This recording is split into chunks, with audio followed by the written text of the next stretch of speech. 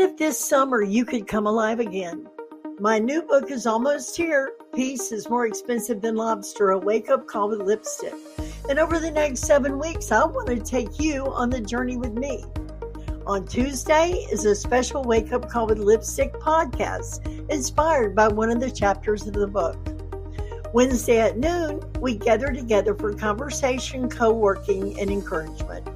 Throughout the week, we'll keep the discussion going in Pink Lady Posse, pull a few friction cards, and share surprises along the way. Then on Saturday morning, we come together for Think Pink. I'd love to spend a summer with you. Let's go. Hello, everybody. I am Sandy Parker Martinez, and welcome to a wake-up call with lipstick. And this week, we have a cool lesson from lipstick. But I want to start out with some of the questions we had from last week. I love the questions that come in because they really make it feel real, what we're learning. So the question is, Sandy, what if I don't even know what I want anymore? I love this question because I think there are a lot of women who could answer, I don't know either. Not because something's wrong with us, but because for a very long time, the question may have been, what do the kids need? What does my husband need? What does my job need? What does my mother need? What does everybody need? And after years of unanswering those questions, somebody says, what do you want? It's not uncommon to freeze and go, fill in the blank. So don't make figuring out what I want another assignment. Start tiny. What do I want for lunch? Where do I actually want to go? Which chair do I want to sit in? What red lipstick or the pink? Do I want an evening with everybody or just by myself? You don't really have to figure out what you want to do with the rest of your life, but what you can do is start exercising those muscles, asking yourself what you really want. What would be the best for me right now? Because every time you notice a preference and let yourself have it, you're practicing having your say. And maybe that's how we begin to hear ourselves again. Love the question. Thank you. Question 2, what if what I want feels selfish? Oh boy, here we go. Now we're getting somewhere. Because I think a lot of women have an internal alarm that goes off the minute we want something and we say just because we want it. It doesn't have to be practical. It doesn't have to be what somebody else wants. And it doesn't have to benefit anyone else but you. Not because we've earned it, just because we want it. And immediately, is that selfish? Well, sometimes what we want is selfish, and we still have responsibilities, and other people still matter, and consequences matter. But something doesn't automatically make you selfish just because you want it. Think of wanting as information. And sometimes we skip right over that. We go from, I want this, to, I shouldn't want this, as an automatic compliance to something before we even had a chance to consider it. That's where the lobster story comes in. And I wasn't deciding whether to abandon my family and run away to Tahiti. I was just ordering dinner and I wanted the lobster. But I still managed to turn that desire into a moral dilemma about myself. Should I? Shouldn't I? It's expensive. It's market price. Almost missed the whole dinner arguing with myself over what I wanted. So when I say that's selfish, well, don't believe it. Just get curious and say, is it really? Or I'm just uncomfortable giving my own desire a seat at the table. You don't have to automatically get what you want, but knowing what you want is having your say. I say this all the time. I get a say in how my life goes. And if I want something, I can want it. There's no harm, no foul. And sometimes just giving myself permission to choose it, well, that brings us back to the lobster. Okay, Question three. What if I see friction, but I'm still afraid to choose differently? Well, then you're afraid. Nothing wrong with that. And it helps if you see it. And you do have a say in how your life goes. So, two things can exist at the same time. I think sometimes we think that if we're really grown, really healed, really figured ourselves out, we'll suddenly feel completely confident. No wobble, no fear, no second guessing. I don't think that's how it works. Seeing friction doesn't magically remove it, it just gives you a little space around it. So before your fear says, don't do it, and then you automatically don't, you could still hear, don't do it, and say, oh, there you are, recognize it, and still decide. And maybe you don't do it. There's still a choice. And when you're ready, you'll choose it. That's why I keep saying, see the drag, return to your say. Not see the drag and become fearless. Having a say doesn't mean you don't have fear. It just means the choice becomes available to you again. And until you see what's holding you back, you don't have access to it anyway. Sometimes the bravest thing we can do isn't making a dramatic new choice, it's just realizing I could. And when you're ready, you choose. That's your say. Okay. I'm excited about this week's lesson because, first of all, I love lipstick. I've loved lipstick since I was a little girl. And there was just something about putting it on. So when I'm ready to go somewhere, I put on my lipstick and go, which is kind of the point of the whole story. And I have to tell you, I have a picture I totally love. It's a little girl wearing lipstick. I mean, wearing may be generous because it is on her lips, it is on her face. It's a mess. And she is so proud of herself. She's looking right into the camera like, look at me now.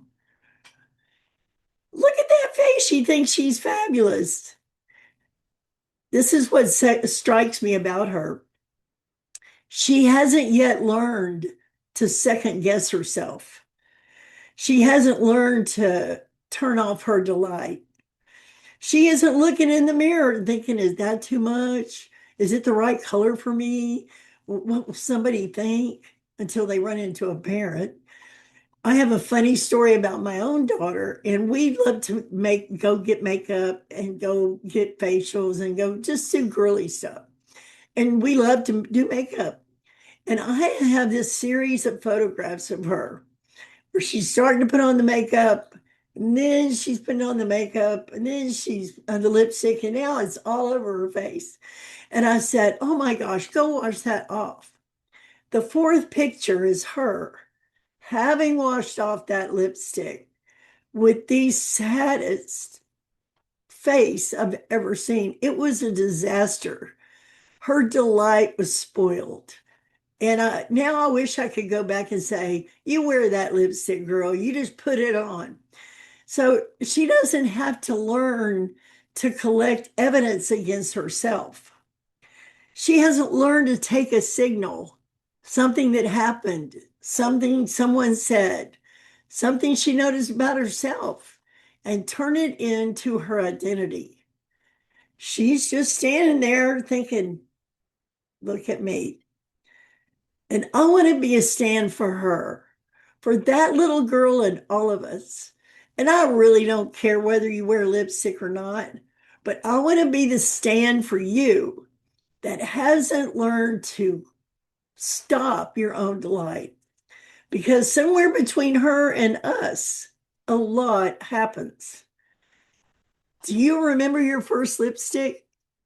I was reading yesterday, women in their 50s, 60s, and 70s, there's 10 million of us that were alive in the times where they have makeup parties and beauty, hosting beauty parties in your home. I remember that little teeny a sample of lipstick. And I thought having that lipstick was the best. I thought they might tell me about colors or brands, but they gave me memories. When I talk to women about their first recollection of lipstick, it's often a memory. They remember their mother, she wore this color, or they remember her aunt and she said, no girls wear red, or they were a tomboy and they didn't even like lipstick. But somewhere in our youth, lipstick entered the scene. Those little tubes of lipstick, you know, memories are baked in us. So much so that we're still living with them. And I know a lot of women that still live in rules about wearing shoes after what season, wearing what color of lipstick, doing this and doing that that's appropriate. I'm a stand for the days when we don't compare ourselves to each other. We just let ourselves alone. Lipstick has traveled with us a long time, and not just lipstick. It's mom, your girlfriend, the makeup counter, trying something on, getting ready for prom, or just being a woman. And lipstick has changed along with us through the years. For women in our generation, lipstick meant different things. There was a time when putting on your lipstick meant getting ready, put yourself together. You put on your lipstick and out the door you go. For some women, it's glamour. For some, femininity. For some, professionalism. And for some, it felt like another expectation about how a woman was supposed to look. And other women rejected that completely. But here we are now, 50, 60, 70, and it's just not our age. Every woman has dealt with comparison or living under expectations that we inherited. So lipstick gets to mean something new now. It doesn't mean I should. Maybe we can let it mean I choose. I choose red. I love red lipstick. Some people choose pink. Some people choose lip gloss. Some people don't wear lipstick at all. Sequins, sweatpants, whatever. The point isn't lipstick. The point is who gets to say. And somewhere along the way, we didn't just learn how to put on lipstick correctly. We learned how to correct ourselves, debate ourselves, justify joy, negotiate worthiness, ask permission. Do I really need that? Should I spend the money? What will people think? Is that appropriate for my age? Am I being selfish? Maybe I should just be grateful. Or who do I think I am? And sometimes we get so accustomed to that conversation, we don't even realize we're having it. That's friction. Friction is what gets between you and your forward motion. Sometimes it's really big. Often it's incredibly ordinary, a hesitation, an old rule, an expectation. Somebody else's opinion moved into our head 20 years ago and maybe never left. So, a story you've been telling yourself for so long that it sounds like the truth, that tiny moment between I want to and yeah, but that's friction. That's why I call this a wake up call with lipstick, because wake up call is the invitation. Just wake up, notice, see what's creating the drag, see what's making you hesitate, see what's making you question something you knew 5 seconds ago. See the drag. That's the practice. Not fixing yourself, not judging yourself. Just notice. Oh, there it is. Friction. And then realize you have a choice in how your life goes. You have a say, and that's the outcome because the goal isn't to eliminate every difficult thing in your life. The goal is to recognize what's getting in the way so you can choose what happens next. That's where lipstick comes back to this. Let's just use this analogy. Your choice of lipstick is your say, not beauty, not youth, not perfection, not put yourself together so the whole world approves of you. Your say. So look at that little girl again. She wanted the lipstick. She put on the lipstick. She liked the lipstick. She didn't conduct a focus group. She didn't even check whether it was age appropriate. She didn't ask whether she earned it. And she didn't really need anybody else to agree. She had a say. Somewhere along the line, some of us got a little weary about having that say. And some of us gave our say away to expectations or roles or other people's opinions. And sometimes simply to that voice inside our heads, we can say, you still have a say. And then there's the lobster. Well, if you've heard my lobster story, then you know once I spent more energy debating on whether or not I'd get the lobster than the lobster deserved. Should I? Do I need it? Is it too expensive? We're going to cruise tomorrow. I know we'll have lobster. All that negotiation about dinner. Suddenly I realized it's not about the lobster. It's about permission. So lobster is permission. I'll have what I want. Not permission to be irresponsible, not permission to disregard everybody else, and not permission to live outside of circumstances and consequences. Just permission to stop assuming that everything I want requires a defense.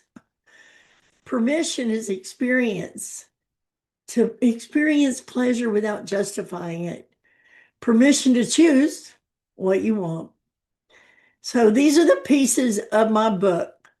Peace is more expensive than lobster. Friction is what gets in our way. A wake-up call with lipstick is the invitation to wake up and notice it. See the drag is practicing. Seeing the drag. Lipstick is just a symbol of our say, because we get to say. And then return to your say is when you see drag, you actually have a space to look and see if you want to change anything or maybe just notice it. Here's the magic words. I'll have what I want. And this is why these ideas are so important to me in this book. Peace is more expensive than lobster. A wake-up call with lipstick helps you see everyday life in a way that just doesn't make you lose your mind. And we don't confuse a signal with identity. Something's happening, pay attention, but don't automatically make it mean something about who you are. Don't confuse evidence with a verdict. Yeah, okay, you've made mistakes. You've changed your mind. You've stayed too long, left too soon, missed opportunities, said things you wish you hadn't. So have I. The evidence can be real without becoming the final verdict, especially on who you are. And don't confuse an ending with the end. A job ends, a marriage ends, a role ends, the kids grow up. A version of your life you thought would last forever. It just doesn't.